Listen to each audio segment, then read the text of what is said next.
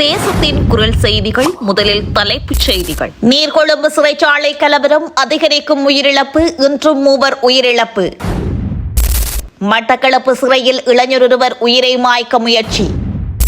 பாதசாரி கடவையில் வீதியை கடந்து சென்ற ஒருவரை மோதி தள்ளிய 2 வாகனங்கள், ஒருவர் பலி. கதவு வழியாக துப்பாக்கிச் சூடு நடாத்திய செயல் முற்றிலும் நியாயமானது. சிறைச்சாலைகள் திணைக்களத்தின் பதில் ஆணையாளர் நாயகம் தெரிவிப்பு. கைதான முன்னாள் அமைச்சர் ஜகத் புஷ்பகுமார பிணையில் விடுதலை. முன்னாள் ஜனாதிபதி ரணிலின் வழக்கு ஒத்திவைப்பு. சாதாரண தர பயிற்சி மீள் பரிசீலனை குறித்து முக்கிய அறிவிப்பு. இனி விரிவான செய்திகள். தேசத்தின் குரல் யூடியூப் தளத்தை சப்ஸ்கிரைப் செய்து இணைந்திருங்கள். நீர்கொழும்பு சிறைச்சாலை மோதலில் படுகாயமடைந்து கொழும்பு தேசிய வைத்தியசாலையில் அனுமதிக்கப்பட்டிருந்த சிறைச்சாலை அதிகாரி ஒருவரும் 2 கைதிகளும் உயிரிழந்துள்ளனர். கடந்த 6ஆம் தேதி காலையில் 2வது தடவையாகவும் நீர்கொழும்பு சிறைச்சாலைக்குள் ஏற்பட்ட மோதல்கள் காரணமாக 7 அதிகாரிகள் உயிரிழந்தனர். இந்த மோதலில் காயமடைந்த 100ற்கும் மேற்பட்டோர் நீர்கொழும்பு பொது வைத்தியசாலையில் அனுமதிக்கப்பட்டதுடன் அவர்களில் ஆபத்தான நிலையில் இருந்து 20 பேர் கொழும்பு தேசிய வைத்தியசாலைக்கு மாற்றப்பட்டனர். அதில் சிகிச்சை பலனின்றி மேலும் ஒரு சிறைச்சாலை அதிகாரி ஒருவர் உயிரிழந்துள்ளார். இவ்வாறு இருக்கையில் நீர்கொழும்பு சிறைச்சாலையில் இருந்து பூசா சிறைச்சாலை மற்றும் அங்குணுகுல பெலச சிறைச்சாலை ஆகிய சிறைச்சாலைக்கு மாற்றப்பட்ட 2 கைதிகளும் உயிரிழந்துள்ளனர். இதன் அடிப்படையில் 8 அதிகாரிகள் உட்பட 30 பேர் உயிரிழந்துள்ளனர். மட்டக்களப்பு சிறைச்சாலையில் தனது கழுத்தை பிளேட்டால் அறுத்து உயிரை மாய்க்க முயற்சி செய்த இளைஞர் ஒருவர் படுகாயமடைந்த நிலையில் மட்டக்களப்பு போதனா வைத்தியசாலையில் அனுமதிக்கப்பட்டுள்ளதாக மட்டக்களப்பு தலைமையக போலீசார் அறிவித்துள்ளனர். இச்சம்பவம் நேற்று பிற்பகல் இடம்பெற்றுள்ளது.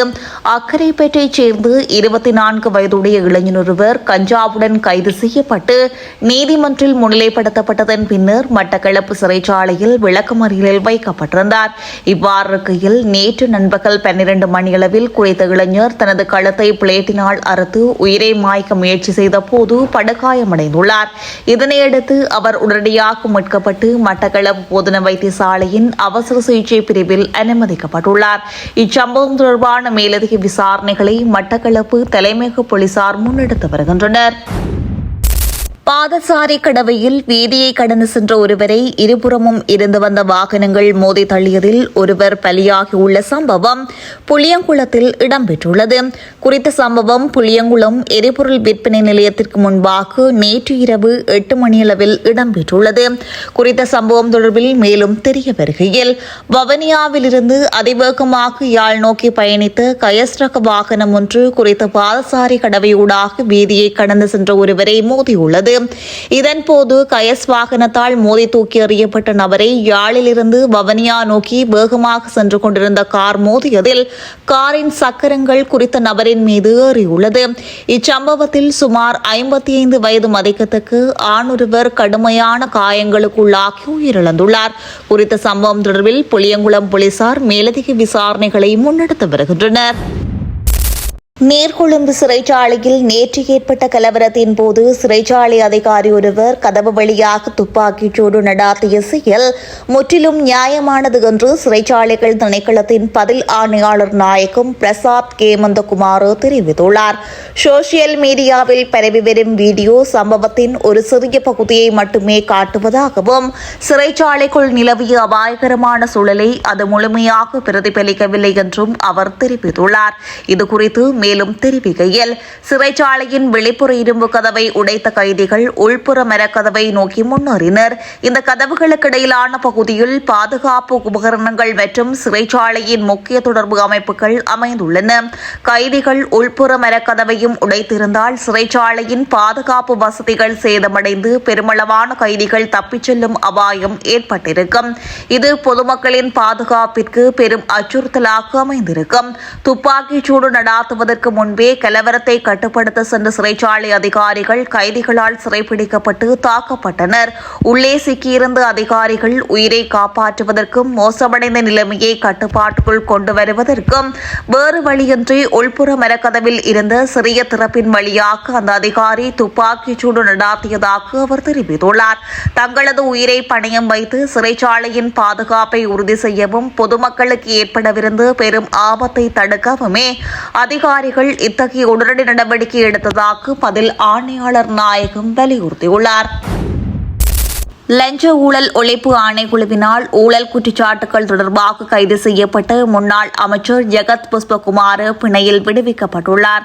அவர் கொழும்பு பிரதான நீதவான் நீதிமன்றில் முன்னிலைப்படுத்தப்பட்டதன் பின்னர் தலா 50 லட்சம் ரூபாய் பெறுமதியான 2 சரீர பிணைகளில் செல்ல அனுமதிக்கப்பட்டுள்ளார். 3 பிரதான ஊழல் குற்றச்சாட்டுகள் தொடர்பாக அவர் இன்று முற்பகல் லஞ்ச ஊழல் ஒழிப்பு ஆணைக்குழுவினால் கைது செய்யப்பட்டிருந்தமை குறிப்பிடத்தக்கது.